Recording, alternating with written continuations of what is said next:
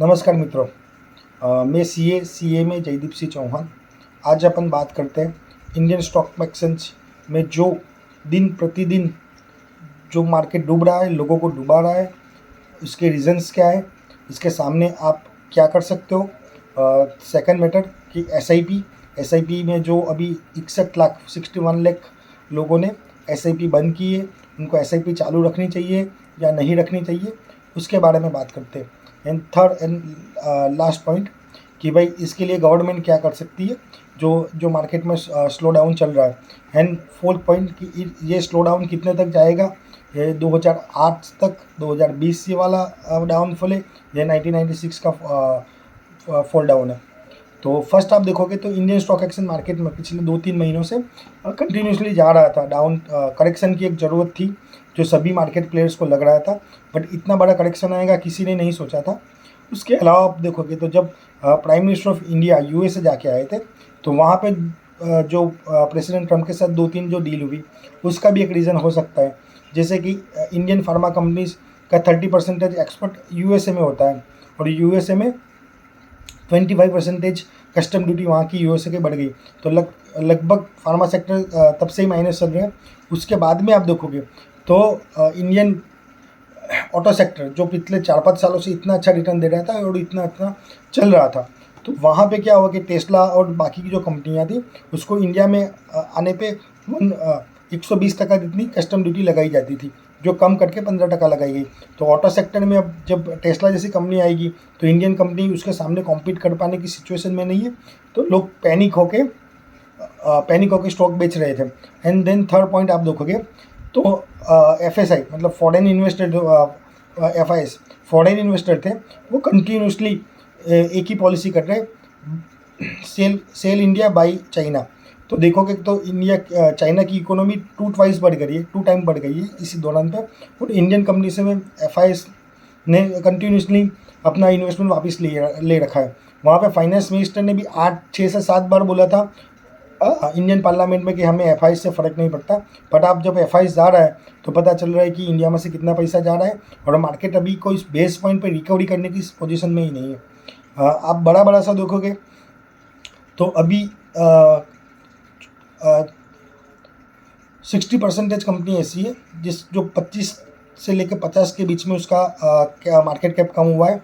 Another 19 company ऐसा है कि जिसका 19% कंपनी है कि जिसको 50 से 80% की मार्केट कैप कम हुई है। तो लगभग 85% कंपनी अभी माइनस में चल रही है। उसमें से 25% कंपनियाँ अभी ऑल टाइम लो 52 मंथ्स के उस पर चल रही है। तो ये रही अभी मार्केट की सिचुएशन। वो मुझे जब तक लग रहा है मार्केट और भी डाउन जाएगा। हाँ, तो आपकी स्ट्रेटेजी क्या होगी और आप क्या कर सकते हैं? अगर आपके पास नॉट सेफ मतलब आपने कुछ मनी रखा हुआ है, तो you can buy the position in the bank Nifty और anything for the time being और purposely at the short point, कि आप उसको शॉर्ट कर सकते हैं। और तीसरा पॉइंट कि एसआईपी के लोग क्या कर सकते हैं। तो it is very shocking moment for the India. 61 lakh लोगों ने एसआईपी के अकाउंट बंद कर दिए। आप देखने जाओगे तो एसआईपी का बेस्ट टाइम इन्वेस्टमेंट ही तभी होगा जब आप लो में परचेस करोगे, हाई में वो आपको बाई करो, हाई बाई में आप सेल करोगे। तो आपको जितना भी मिल रहा था अभी लोएस्ट पॉइंट पे ही मिलेगा, तो आपसे ज़्यादा आपको एनएवी के बेस पर ज़्यादा से ज़्यादा यूनिट आपको मिल सकते हैं। तो don't stop the SIP. Market 6-8 महीना या साल में रिकवर हो जाएगा, but it will give a benefit after the 15 और 20 ईयर्स। अगर आपका 10 या 15 सालों का आपका अगर गोल है, तो आप एसआईपी मत बंद करो, या 5-10 साल में भी आपको मार्केट रिकवर करके जो आपको देगा it will be give a multiple high and handsome return amount on this. Secondly कि आपके पास पैसा पड़ा हुआ है, मतलब सेफ अमाउंट है 2 लाख 5 लाख या 10 लाख, तो आप उसको एडहॉक म्यूचुअल फंड ले सकते हो। मतलब नॉट लाइक एसआईपी, एक बार आप इन्वेस्टमेंट कर सकते हो। हर महीने आपका जो भी अमाउंट है उसका 20-15%, सपोज आपके पास 1 लाख रुपया पड़ा हुआ है, तो आप ये महीने में 20,000 की म्यूचुअल फंड ले लो, अगले महीने 20,000, देन मार्केट अगर रिकवर हो रहा है तो 15,000। तो आप 4-5 महीनों में इसको एक अच्छी एवरेज बना के आप म्यूचुअल फंड के नंबर ऑफ यूनिट्स बढ़ा सकते हो। It is a good opportunity.